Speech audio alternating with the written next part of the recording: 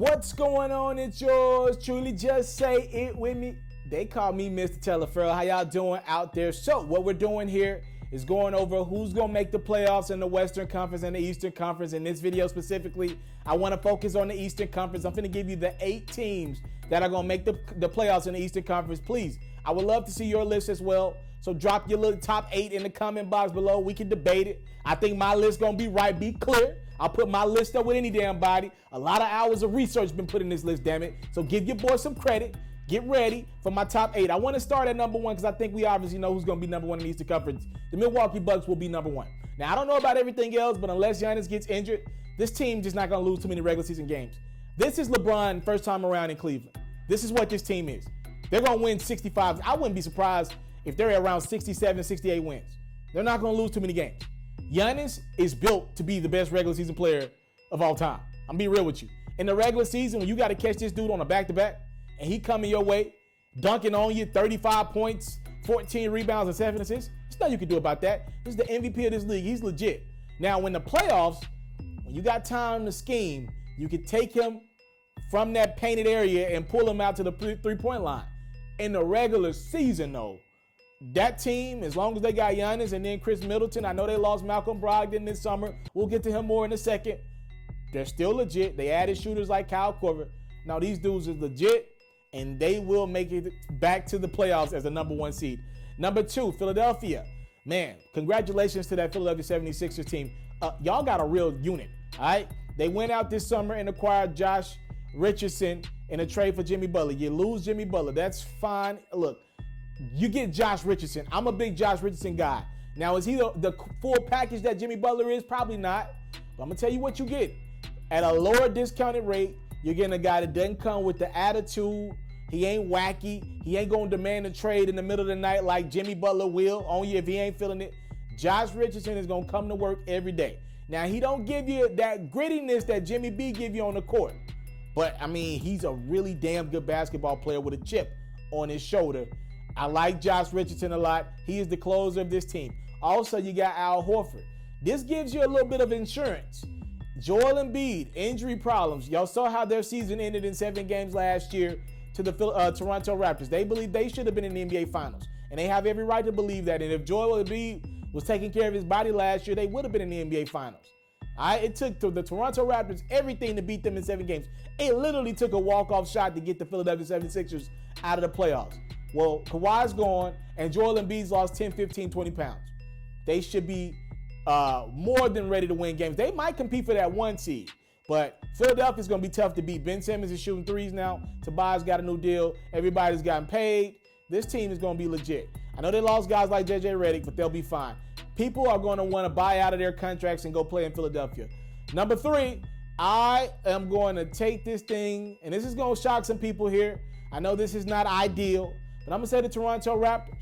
And I know they've lost Kawhi Leonard, and I know their championship hopes are dead. But if you remember correctly, the Toronto Raptors won a lot of games last year without the services of Kawhi Leonard. Kawhi Leonard, one way he was able to get back to the player that he used to be, and I believe one of the reasons why he was so dominant in the playoffs is because he was able to rest in the regular season. If I remember correctly, that Toronto Raptors team went into Golden State and beat the Warriors last year without Kawhi. All right, that happened last year. That was a healthy Warriors team. Pascal Siakam, I'm expecting him to get paid and take the next leap. Kyle Lowry got another year added to his deal. Marc Gasol is literally in the best year of his life right now, winning championships every damn where. Serge Ibaka's still there. Unless the Raptors opt to blow this thing up at the deadline, I think they're going to be competitive in the regular season. Still a tough out. Playoffs, I wouldn't bet on them. I think they could lose to a lot of teams.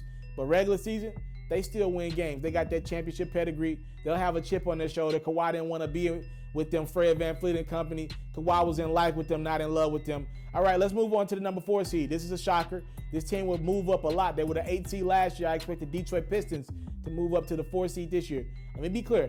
I do not love Andre Drummond. I don't. But I am sold on Blake Griffin. I'm a big Blake Griffin guy, man. Had he been healthy in the playoffs last year, I think they would have gave Milwaukee a game or 2. He was not healthy. Their season ended. I like the acquisition of Derrick Rose. I think he still got something left in that tank. I've been watching a lot of the Pistons preseason. They got a couple dudes who can really score the basketball. I'm just going to say this. Don't sleep on the Detroit Pistons. They're going to compete every night. Number 5, I got the Brooklyn Nets. Is Brooklyn in the house? Obviously, if Kevin Durant were on this team, there'll be a 2 seed or a 3 seed. He ain't here this year. I am not the biggest Kyrie supporter out there. I just don't think he has leadership skills to lead my team, at least. I think Brooklyn, they should be higher than this because, I mean, this team was good last year. They were around a 6 seed last year, right? Without Kyrie, without DeAndre Jordan. They had D'Angelo Russell. I really believe D'Angelo Russell meshes well or meshed better than Kyrie will with this team. Russell fat with that Brooklyn Nets team, Caris LeVert and company. The energy seemed good and organic. I'm not sure if Kyrie's going to fit with that team, but it's worth it because you got Kevin Durant. So you got to put up and just kind of deal with this year being what it is. But the following year, you bring I can't even call him number 35 no more. Damn, I hate that. Number 7. You bring number 7 on the court, and you got a chance to win a ring. So you got to deal with Kyrie and his shenanigans because you got Kevin Durant out of this. And you really, I mean, literally, Kevin Durant is the type of talent. You got to take him whichever way you can get. Who I got at number 6 here? I got the Boston Celtics. I got the Celtics at 6. I think Jason Tatum, Jaylen Brown, Gordon Hayward, all these guys, Marcus Smart, they don't like how that Kyrie Irving situation played out. And Al Horford. By the way, Al Horford dipped on them too. So you had 2 of their own dip. Literally bolted, just went to other teams. So you bring in Enes Kanter, you bring in Kemba Walker. I think Kemba Walker's going to mesh better with this Boston Celtics team than Kyrie Irving. I think he's going to be one of the guys a little better. He's one of the dudes more than Kyrie. I think Kyrie just goes at the beat of his own drum. I don't want this to be a Kyrie Irving diss video, but I just want to be real with y'all. I don't think Kyrie was the leader that team needed. I think Kemba's going to mesh better. I think Boston could be a very tough out in the playoffs. Look, Jaylen Brown's going to want a new deal. Jason Tatum thinks he's a max player. That's yet to be seen. And Kemba Walker is close to a max player. I think this team's going to be better than a lot of people give them credit for. They're going to be bad defensively, but offensively, they can score with any team in this league any given night. Number 7, I got the Indiana Pacers. I like the fight in the heart of this Indiana Pacers team, Nate McMillan and company. He was my coach of the year last year. Look, they lost Victor Oladipo. He's not expected to be back till around December or January. They went out and replaced Oladipo for the time being with Jeremy Lamb. They went out and replaced Oladipo for the time being with Malcolm Brogdon. So they do have guys that can get it done in this league night in, night out. Not consistently, but have gotten it done. All right? I just think they got grown men on their team. Miles Turner, these dudes, they just ain't going to lose every night. Indiana, to be honest with you, wins games that they have no business winning. And they really gave it to Boston last year in the first round.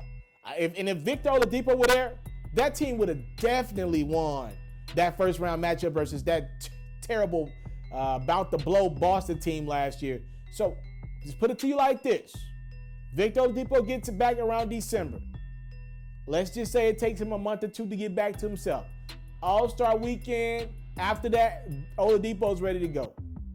If that team is hovering around a playoff spot around 9, they'll end up being the 7 seed because Oladipo is that good. And my last final spot, and congratulations to this team because they've been through a lot the last few years. I'm going to say the Atlanta Hawks made the playoffs. Trae Young is for real, man. Newsflash.